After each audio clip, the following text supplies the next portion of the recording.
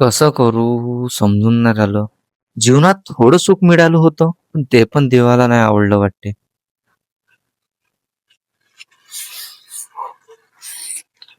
काऊन दादा, काय झाला? कसला विचार करताय तू?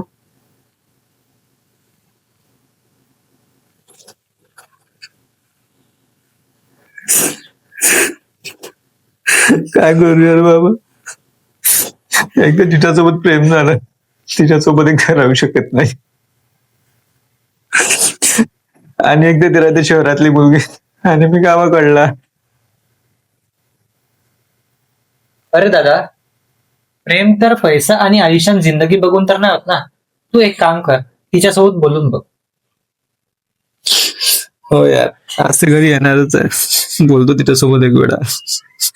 काही ना, बोलून बघ एकदा. ठीक आहे.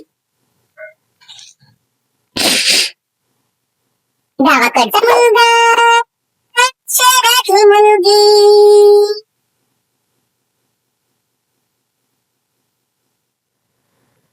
अजवान, आहे का तू घरी?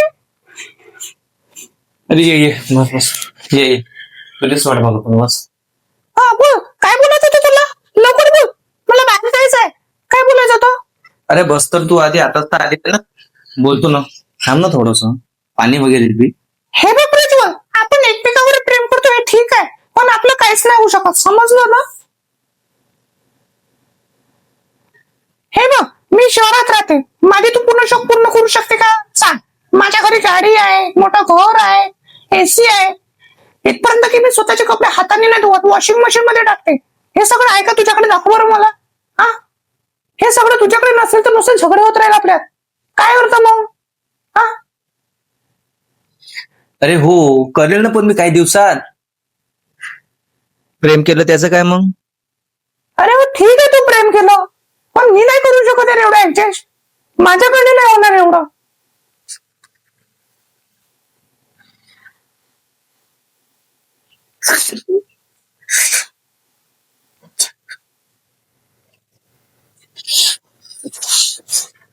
रडू नको दादा, आपली चुकी आहे ना. आपल्याला देवाने गरीब बनवलाय, आपल्याकडे पैसा नाही आहे. तू टेन्शन नक्की. हिमांशू, तू तुझ्या दादाला सांभाळ यार. माझ्याकडनं नाही होणार एवढं ऍडजस्ट. मी निघते प्रज्वल, सॉरी यार, नाही होणार. बाय.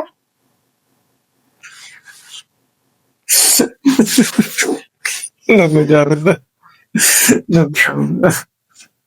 मित्रांनो, असंच असते आयुष्यात. एकदा प्रेम होतो, पण आपण प्रेम हे जाती धर्म पाहून नाही